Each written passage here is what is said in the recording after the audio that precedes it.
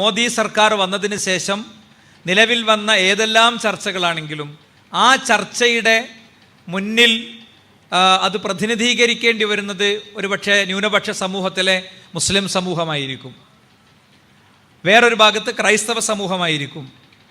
എന്നാൽ അടിസ്ഥാനപരമായി നാം അറിയേണ്ടതും നാം കാണേണ്ടതും നാം തിരിച്ചറിയേണ്ടതും ഇതൊക്കെ സത്യം പറഞ്ഞു കഴിഞ്ഞാൽ ഈ രാത്രി മോഷണത്തിന് വരുന്ന മോഷ്ടാവ് അവല് കുഴച്ചിട്ട് ശർക്കരയിൽ കുഴച്ചിട്ട് പട്ടിക്കിട്ട് കൊടുത്തിട്ട് പട്ടിയെ ഒന്ന് ശ്രദ്ധ തെറ്റിച്ചിട്ട് പതുക്കെ വീട്ടിൽ കയറി മോഷ്ടിക്കണ ചില പഴയ കള്ളന്മാരെ ശൈലിയുണ്ട്.